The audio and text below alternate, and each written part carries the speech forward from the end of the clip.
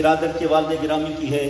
آج ہمارا معاشرے کا یہ طریقہ ہے، والد فوت ہو جائے الا ماشاء اللہ چند دنوں تک یاد رکھی کسی صورت میں بھی، جی چوتھے کی صورت میں، جمعراتوں کی صورت میں، 10ویں کی صورت میں، چہلم کی صورت میں، اس کے بعد ہم بھول گئے۔ لیکن یہ بھی اللہ کا کرم ہے، جو ہندوازم ہے، اگر باپ وزیر اعظم ہو کر بھی مرتا ہے نا تو ہندو بیٹا اس کو خود آگ لگاتا ہے، جلاتا ہے، پھر اس کا دنیا سے اس کی روانگی ہوتی ہے۔ لیکن قربان جائیں اسلام کی عظمت کو، اپنا حقیقی باپ فوت ہوتا ہے، بیٹا یہ نہیں کہتا کہ میں ناراض ہوں اپنے رب سے، وہ کہتا رب کی رضا، انا للہ و انا الیہ راجعون۔ اگر والد فوت ہوئے تو ہم بھی تو اللہ کے ہیں، ہم نے بھی کل ادھر ہی جانا ہے۔ رب کی رضا پر راضی ہو کر خود اپنے ہاتھوں سے غسل دے کر، خود کفن پہنا کے، جی نماز جنازہ میں شرکت کر کے اپنے والد کو قبر میں اتارتے ہیں۔ یہ کیا ہے؟ یہ پاکیزہ اسلام کی برکتیں ہیں۔ ہندوازم آج بھی آپ دیکھ لیں، اسلام کہتا ہے کہ باپ کو زکوٰۃ نہیں دینی، تمہاری زکوٰۃ باپ پہ نہیں لگے گی، کیونکہ زکوٰۃ میل کچیل ہے، باپ نے تجھے خونے جگر دے کر پالا ہے، لہذا باپ کی خدمت کرنی ہے تو پھر زکوٰۃ کے مال سے خدمت نہیں کرنی، اپنا رزق حلال کما کر جو کسی غریب یتیم کو نہ دینا ہو، اپنے والد کی تعظیم کے لیے ہو، پھر تم نے اپنے والد کا حق ادا کیا۔ اللہ اکبر۔ ہندوازم جلا جلا کے باپ کو روانہ کرتا ہے، لیکن ہمارا اسلام ایسا ہے۔ یوسف علیہ السلام اگر مصر کے بادشاہ بن جائیں، یہ اللہ کی قدرت اور اس کی تدبیر ہے۔ ایک وقت وہ تھا کہ سارے بھائی کنویں میں پھینک رہے تھے، رب کی قدرت ہے، اس نے غلام کو بادشاہ عطا فرما دی مصر کی۔ جب یوسف علیہ السلام بادشاہ بن گئے، یہ نہیں کہا بہت بڑا مقام مل گیا ہے، اب والدین کو کیا پوچھنا ہے۔ سوتیلے والدین تھے، سوتیلے والد کو تخت پر بٹھایا۔ قرآن کہتا ہے ورفع ابویہ علی العرش وخروا له سجدا، اپنے والدین کو تخت کے اوپر بٹھایا، عرش کے تخت کے اوپر بٹھایا اور خود نیچے بیٹھا۔ یہ ہمارا اسلام ہی ہے جو والدین کی اتنی تعظیم کا حکم دیتا ہے کہ صرف یہ نہ سمجھنا قرآن کی نیتوں سے کہ زندگی میں تعظیم ہے، بس روح نکل گئی تو ختم ہو گیا ادب، نہ، روح نکلنے کے بعد بھی بڑے آداب ہیں۔ سب سے پہلا حضرت مالک بن ربیعہ رضی اللہ تعالیٰ عنہ کہتے ہیں ہم صحابہ حضور کی بارگاہ میں بیٹھے ہوئے تھے، سرکار تشریف فرماتے، ایک سوالی آ گیا، شخص آ گیا، اس نے سوال کیا یا رسول اللہ صلی اللہ علیہ وسلم کیا دنیا سے جب والد چلا جائے پھر بھی کوئی حق ہے؟ سرکار نے فرمایا ہاں پھر بھی حق ہے۔ کہا ایک کا دونوں کا؟ فرمایا دونوں کا، والد کا بھی والدہ کا بھی۔ پہلا فرمایا کہ الاستغفار لہما، اگر والد فوت ہو جائے تو استغفار کا کبھی ناغہ نہیں کرنا، ان کے گناہوں کی مغفرت کے لیے دعا کرتے رہنا، استغفر اللہ ربی من کل ذنب واتوب الیہ پڑھتے رہنا۔ اور مسند امام بن حنبل میں ہے، حضور نے فرمایا قیامت والے دن ایک شخص آئے گا، اللہ تعالیٰ فرمائے گا جاؤ تم جنت میں، وہ حیران ہو جائے گا یا رب العالمین میں تو گناہگار سے حقار تھا، میرے تو جنتیوں والے اعمال ہی نہیں تھے، مجھے جنت کا حکم کیسے دیا جا رہا ہے؟ فرمایا جب قبر میں تم دفن ہوئے تھے نا، گناہوں کا بھار تمہارے کندھوں پر تھا، لیکن اب تک جتنا عرصہ گزرا ہے باستغفار ولدک، تمہاری اولاد تمہاری مغفرت کی دعائیں کرتی ہے۔ یہ ہم سارے کیوں اکٹھے ہیں؟ مغفرت کی دعا کے لیے اکٹھے ہیں۔ لہذا وہ مغفرت کی جو دعائیں ہوتی رہی وہ میری بارگاہ میں قبول ہو چکی ہیں، ان کی وجہ سے آج تمہیں جنت میں بھیجا جا رہا ہے۔ اور دوسرا حق نماز جنازہ کا تو آپ سمجھتی ہیں، دوسرا حق فرمایا کہ وَإِكْرَامُ صِدِّيقِهِمَا، فرمایا کہ اگر والد فوت ہو جائے تو پھر اس کا جو دوست ہے نا اس کی تعظیم پہلے کی طرح کرنا۔ زندگی میں اگر کوئی آ کے والد کے پاس بیٹھتا تھا، سنگت اختیار کرتا تھا، تم نے وہ سنگت جب تک دم میں دم ہے توڑنی نہیں، جب وہ آئے تو پہلے سے بھی زیادہ تعظیم کرنی ہے تاکہ میرے والد کی روح قبر کے اندر خوش ہو جائے۔ یہ بھی ایک اصال ثواب کا طریقہ ہے۔ جی حضرت خاتون اول جب فوت ہو گئی، حضرت خدیجہ کبریٰ رضی اللہ تعالیٰ عنہ، سرکار بکریاں ذبح کر کر کے گوشت جو ہے وہ گھروں میں بھیجتے تھے. جی کس لیے؟ حالانکہ سرکار تو دعا بھی کر دیتے تو کافی تھا. بکریاں ذبح کر کے گوشت ادھر ادھر بانٹنے کا کیا مقصد؟ امت کو تعلیم دینا تھا کہ ان کی جو سہیلیاں تھیں اب بھی میں نے تعلق برقرار رکھا ہوا ہے. حالانکہ میں نبی ہوں، میرا تعلق ویسے بھی امتیوں کے ساتھ برقرار ہے، لیکن پھر بھی یہ عمل کر کے بتایا تاکہ امت کے لیے تعلیم مل جائے. اگر والدہ فوت ہو جائے تو رشتہ دار ہی نہیں، ان کی سہیلیوں کا بھی خیال رکھنا ہے، رشتہ داروں کا تو بہت زیادہ خیال رکھنا ہے نا. فرمایا حضرت ابن عمر جو ہے وہ روایت میں آتا ہے کہ جا رہے ہیں، ایک دیہاتی آگے سے آیا، سواری پر تھے، اتر گئے جناب. اس ٹائم کی پجارو وہی ہوتی تھی نا، گھوڑی ہو جاتی تھی، گدی ہو جاتی تھی. جی آپ اتر گئے، نیچے اترے، اپنا امامہ شریف اتار کے دیہاتی کے سر پر رکھا، درم و دینار جیب سے نکال کے اس کو دیے. پوچھنے والے نے پوچھا کہ ایک دیہاتی بندہ ہے اور آپ اتنے بڑے مجتہد اور فقیہ اور محدث ہیں، آج آپ نے جانور کو روک دیا اس دیہاتی کے لیے اور امامہ شریف اتار کے اتنی بڑی تعظیم درم و دینار دے کر. فرمایا یہ میرے باپ کا دوست تھا. سبحان اللہ. فرمایا یہ میرے والد کا یار تھا، اس لیے والد سے اب یاری نبھانے کا یہی طریقہ ہے، ان کے جو دوست ہیں ان کے ساتھ وفا کی جائے. اور فرمایا وَإِيفَاءُ بِعُوْدِهِمَا. فرمایا اس کے بعد یہ بھی ذہن میں رکھنا، اگر ماں باپ نے کوئی وعدے کیے ہیں اب وہ تو چلے گئے ہیں، اب افائے عہد کرنا، وعدوں کو پورا کرنا اب تمہارا اولاد کا کام. اگر باپ کہہ گیا کہ والدہ کو لازماً حج کرانا ہے، والدہ کو عمرہ کرانا ہے، بہن کے حقوق ادا کرنے ہیں، جی تو پھر وہ وعدہ پورا کریں گے تو والد کو ایٹومیٹک اصال ثواب ہو جائے. جی فرمایا یہ بھی ذہن میں رکھنا. اور آقا رحمت صلی اللہ علیہ وآلہ وسلم نے فرمایا جب کوئی بندہ نفلی کوئی صدقہ کرتا ہے اس میں اگر ماں باپ کے ثواب کی نیت کر لیتا ہے تو سرکار فرماتے ہیں ماں باپ کو بھی ثواب پہنچے گا اور اس کے ثواب میں بھی کوئی کمی نہیں. سبحان اللہ. اور کچھ بھائی کہتے ہیں باپ چلا جائے گا مجھے جائیداد مل جائے گی، مجھے پلاٹ مکان مل جائے گا، مجھے کار کوٹھی مل جائے گی، والد کی وراثت مل جائے گی، ترکہ مل جائے گا. لیکن ذہن میں رکھیں اس ترکے سے وہ خدمت بہتر ہے جو والد کی بیماری کے دنوں میں اسپتال کے اندر کر لی ہے، گھر کے اندر کر لی ہے. اعلیٰ حضرت امام اہل سنت نے محدث ابن جوزی کی کتاب عیون الحکایات کے حوالے سے لکھا، فرمایا 3 بھائی تھے، والد بیمار ہو گئے، والد گرامی بیمار ہو گئے، شدید علالت کا شکار ہو گئے. اب سب سے جو بڑا بھائی تھا نا اس نے کہا یار پتہ نہیں والد کی کتنی زندگی ہے، والد فوت ہو گیا، وراثت تم لے لینا اور جتنے زندگی کے دن ہیں وہ خدمت کے مجھے دے دو، تم اپنے کام کرو. جی اللہ اکبر. جو ماں باپ کا غلام ہوتا ہے نا پھر بادشاہ بھی اس کے قدموں میں آتا ہے. جی پھر بادشاہ بھی اس کے اوپر جو ہے وہ مہربانی کرتے ہیں، رحمت شفقت کرتے ہیں. جی اللہ اکبر. والد صاحب کی خدمت ہوتی رہی، بالآخر والد گرامی اللہ کو پیارے ہو گئے، فوت ہو گئے، پردہ کر گئے.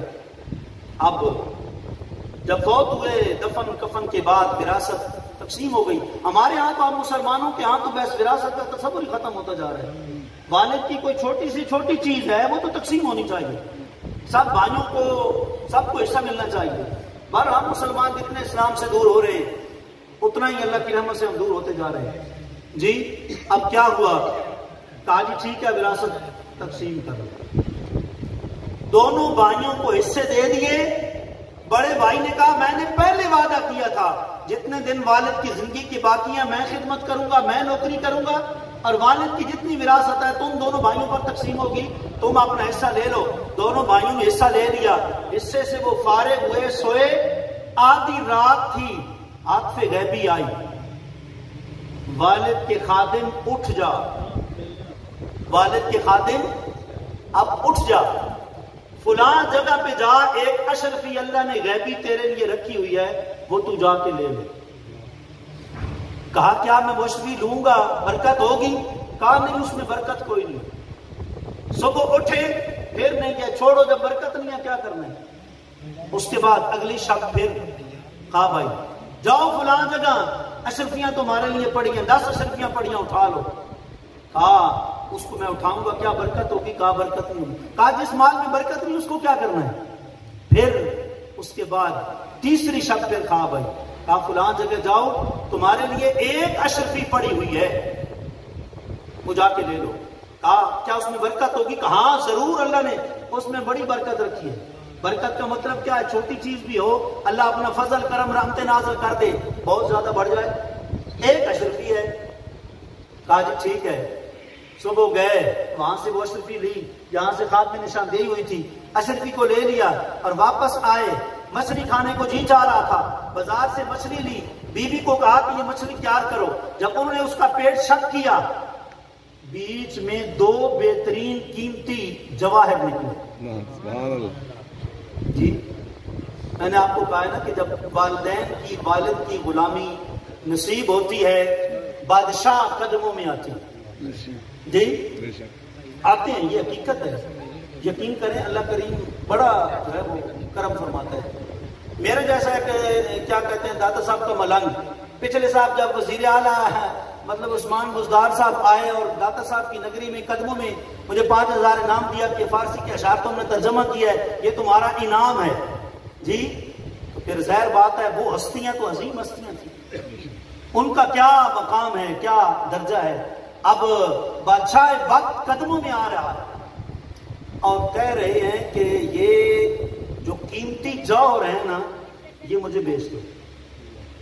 جی عام بندہ بازار میں جاتا ہے چیز بیچنے کے لیے، اس کا ریٹ لگاتا ہے، پرائز طے کرتا ہے۔ جی لیکن قربان جائیے اس بندے کی عظمت پر جس نے اپنے والد کو راضی کیا۔ حضور کا فرمان ہے رضا الوالد، فرمایا رضا الرب فی رضا الوالد وسخط الرب فی سخط الوالد۔ فرمایا اللہ کو راضی کرنا ہے تو پھر کیا کرو؟ اپنے والد کو راضی کرو۔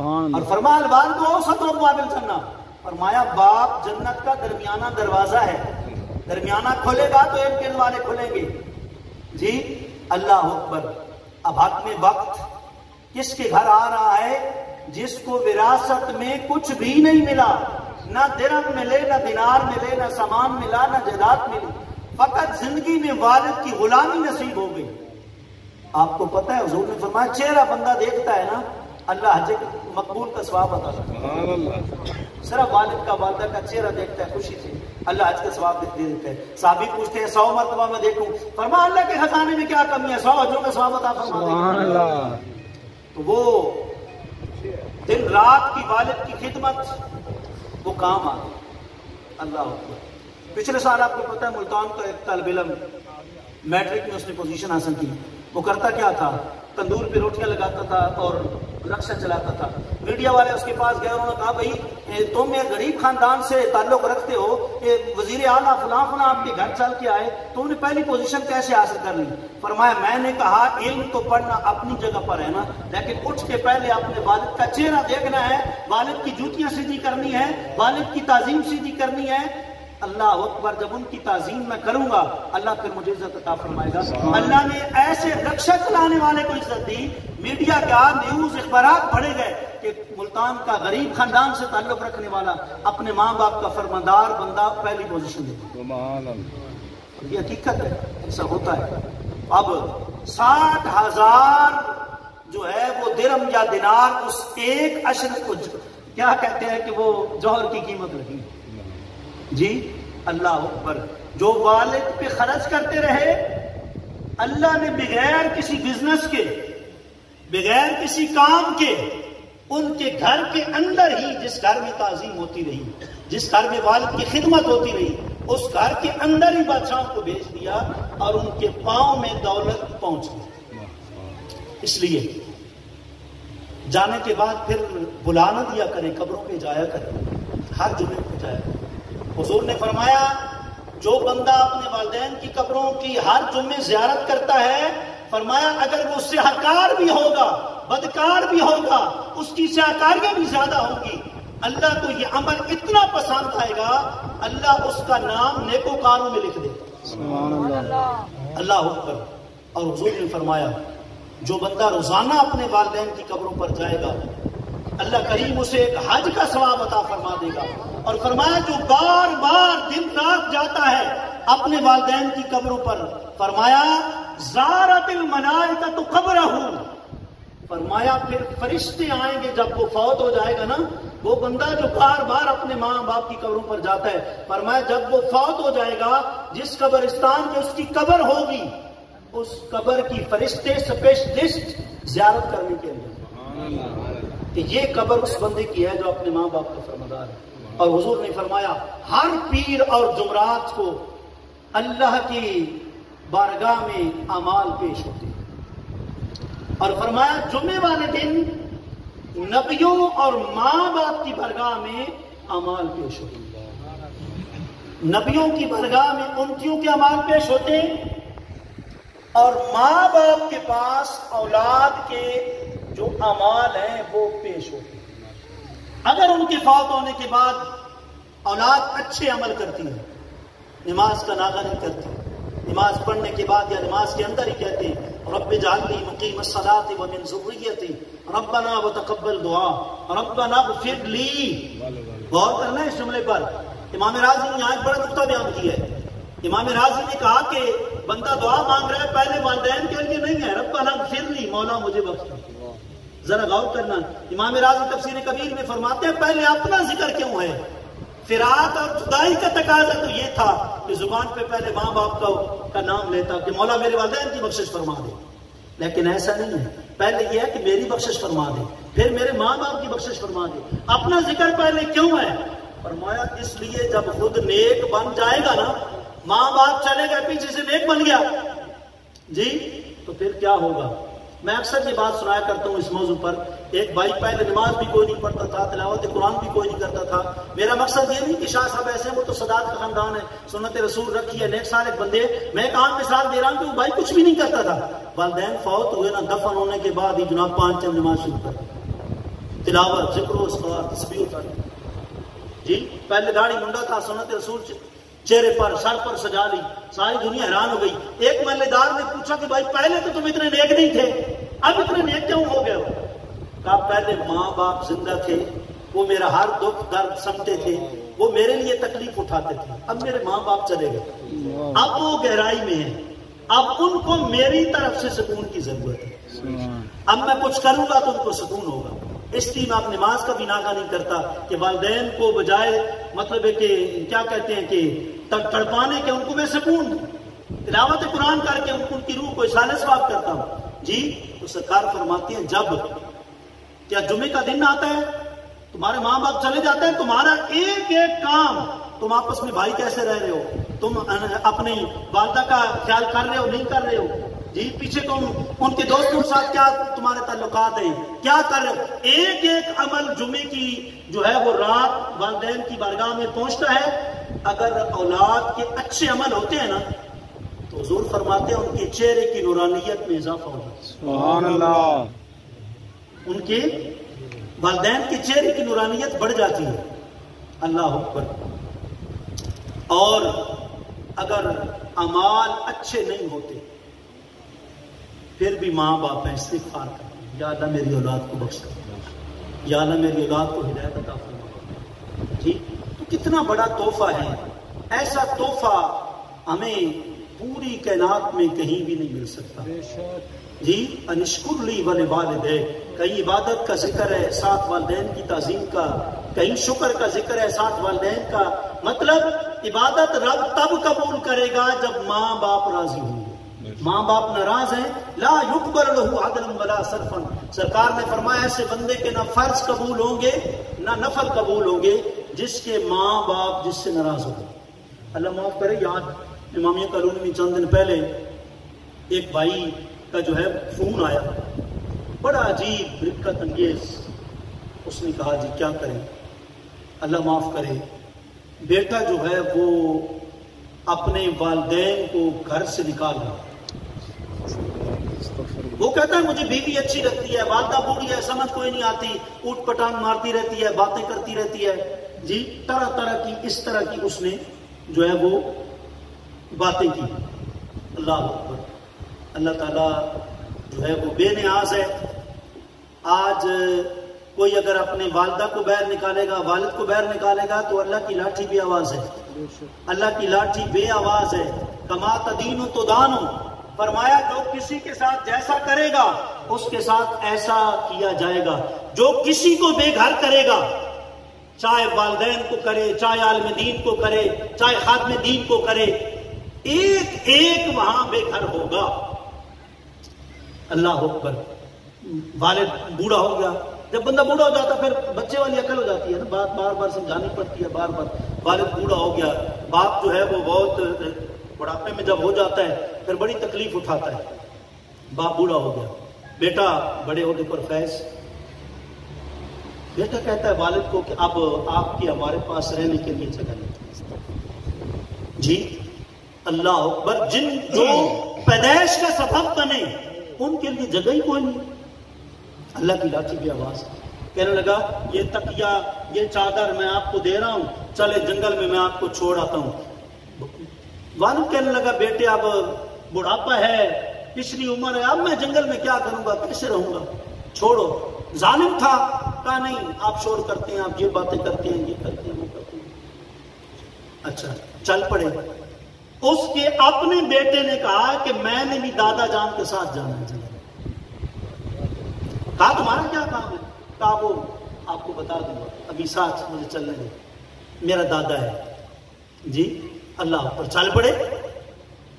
جب وہاں گئے نا تو پھر اس نے تکیہ جنگل میں رکھا اور چادر، ایک بڑی سی چادر وہ دی کہ یہ آپ رہن سہن کے لیے. جی تو واپس چلنے لگے نا تو وہ چھوٹا بچہ جو اس کا بیٹا تھا، جو کہہ رہا تھا میرے دادا جان ہے مجھے بھی ساتھ جانے دو، اس بچے نے آگے سے کہا تھوڑی دیر ٹھہرے. اس نے چادر کو نا بیچ میں کاٹا، 2 ٹکڑے کیے، اپنے کندھے پر کہا چلو اب چل. کہا یہ کیا سمجھاؤ تو صحیح، یہ کیا چکر ہے.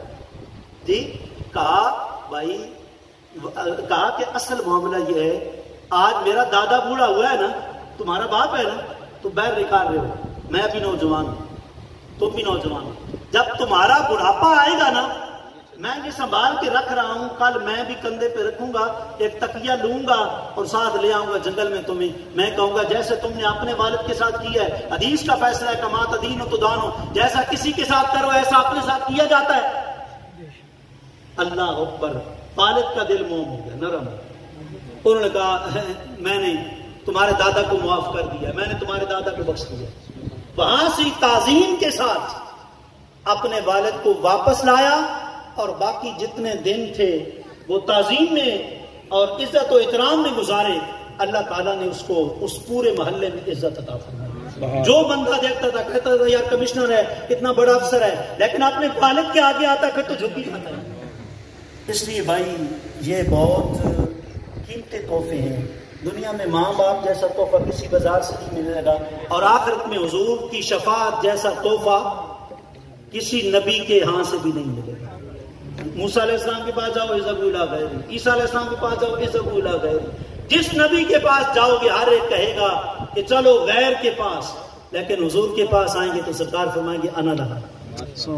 اس لیے اعلیٰ حضرت امام اہل سنت علمدار عشق رسالت فنا فی الرسول امام احمد رضا خان صاحب نے فرمایا تجھ سا سیاکار کون، تجھ سا سیاکار کون، ان سا شفیع ہے کہاں. اعلیٰ حضرت فرماتے ہیں احمد رضا تو بہت گنہگار ہے، لیکن یہ بھی تو دیکھنا کہ تیری نسبت کن کی طرف ہے، تیری شفاعت قیامت والے دن کون کریں گے. تجھ سا سیاکار کون، ان سا شفیع ہے کہاں، پھر تجھی کو بھول جائیں یہ تیرا گمان ہے. تو بھائی یہ بڑے قیمتی رشتے ہیں، ایک دفعہ چلے جائیں پھر دوبارہ واپس نہیں آتے. پھر یہی طریقہ ہوتا ہے جو کچھ ہم کر رہے ہیں وہ بھی خوش نصیب لوگوں کو نصیب ہوتا ہے. والدین کو یاد رکھنا، ان کی تعظیم کرنا، اور ہر موڑ پہ روزانہ نماز میں نماز کے بعد آپ زیادہ کوئی مشکل عمل نہیں کر سکتے، اتنا تو کر سکتے ہیں نا کہ آپ فجر کی نماز کے بعد 12 مرتبہ سورہ اخلاص پڑھ لیا کریں، قل اللہ احد اللہ الصمد لم یلد ولم یولد ولم یکن لہ، آپ 12 مرتبہ پڑھ لیں گے انشاءاللہ العزیز آپ کو جو ہے 3-4 قرآن مجید کا ثواب مل جائے گا۔ اور یہ اپنے والدین کی روحوں کو اصال کر دیا کریں اور ان کو سدا یاد رکھیں گے تو انشاءاللہ آپ کے ہر لمحے میں برکت ہوگی۔ اور آخری بات اگر ایک بندہ ماں باپ کی تعظیم کرتا ہے، اس کی اپنی اولاد ہی نہیں ہوتی، پھر یہ تو مسئلہ ہے نا بھائی، اولاد ہے تو فرمانبردار ہو گئی تو اپنی جنت بنا گئی، نافرمان ہو گئی تو دوزخ خرید لی۔ اگر ایک بندہ ایسا ہے کہ جس نے خدمت تو ساری زندگی ٹکا کے کی ہے لیکن اس کی اولاد کو اللہ کی مرضی، وہ فرماتا یہب لمن یشاء اناسا و یہب لمن یشاء الذکور، فرمایا میں جس کو چاہتا ہوں بیٹے دے دیتا ہوں، جس کو چاہتا ہوں بیٹیاں دے دیتا ہوں، جس کو چاہوں کچھ بھی نہ دوں، مالک کی شان ہے۔ اگر کسی کو اولاد، ایک صحابی نے عجیب سوال کیا، یا رسول اللہ اگر ایک بندہ اپنے ماں باپ کی خدمت ساری زندگی کرتا رہا، آپ فرماتے ہیں اولاد ہو جائے تو اولاد اس کی خدمت کرے گی، اگر اولاد ہی نہیں تو پھر سرکار نے فرمایا پھر بھی معروف نہیں رہے، اس کا بڑھاپا تو آئے گا نا۔ اگر اللہ نے لمبی زندگی دے دی، بڑھاپا آ گیا، اللہ فرشتوں کی ڈیوٹی لگا دے گا، اس بابے کو بڑے تعظیم سے پیار سے اٹھانا ہے، اس کو بڑھاپے میں کوئی تکلیف نہ ہو۔ آپ نے دیکھا ہے نا کئی لوگ تو بالکل جوانی بھی ختم ہو جاتے ہیں غموں سے، اور کئی بوڑھے لوگ ہوتے ہیں وہ جناب اینک کے بغیر قرآن کی تلاوت کرتے ہیں، بڑے سکون سے اٹھتے بیٹھتے چلتے پھرتے ہیں، لوگ وہ کہتے ہیں جی 100 سال ہماری عمر ہوگی۔ اس کی وجہ کیا ہوتی ہے؟ وجہ یہی ہوتی ہے ماں باپ کی تعظیم کی ہوتی ہے، اللہ پھر فرشتے کی ڈیوٹی لگا دیتا ہے ان کو تکلیف نہ ہو، کیونکہ انہوں نے اپنے ماں باپ کو تکلیف نہیں دی نا، اپنی ماں باپ کی تعظیم کی ہے۔ غرض کہ یہ تو ایک ایسا ٹاپک ہے، ایسا موضوع ہے کہ جس کو جتنا بیان کرتے جائیں لمبا ہوتا جائے گا، ختم ہونے کا نام نہیں لے گا۔ اللہ کریم آپ کو، ہم سب کو، اپنے والدین جن جن کی دنیا سے جا چکے ہیں، نمازیں پڑھیں، تلاوتیں کریں، ذکر و اذکار کریں، نفلی صدقہ و خیرات کا اہتمام کریں، اور جن کے والدین حیات ہیں خدا را بیوی پر اپنی والدہ کو ترجیح دیں، ورنہ پھر اس صحابی کی آپ بات ذہن میں رکھیں، ایک تھے نا کہ وہ علقمہ، وہ بیوی کو ترجیح دیتے تھے، پھر حضور قبر پہ جا کے صحابہ مہاجرین انصار کو اکٹھا کر کے فرمانے لگے یا معاشر المہاجرین والانصار من فضل زوجتہ علی امہ لعنت اللہ والملائکۃ والناس اجمعین۔ فرمایا صحابہ تمہارے دو ہی گروہ ہیں، ایک مہاجر ہے اور ایک انصار ہیں، دونوں یہاں اکٹھے ہو۔ سب کو میں مخاطب کر کے کہہ رہا ہوں، جس نے بھی اپنی بیوی کو اپنی بوڑھی والدہ پر ترجیح دی اس پر اللہ کی بھی لعنت، فرشتوں کی بھی لعنت، کائنات کے ہر انسان کی لعنت۔ لعنت بمانا اللہ کی رحمت سے دوری، اللہ کی رحمت سے وہ دور ہو جائے۔ ٹھیک، اللہ کریم ہم سب کو جو ہے اپنے ماں باپ کی خدمت تعظیم کرنے کی فرمائے۔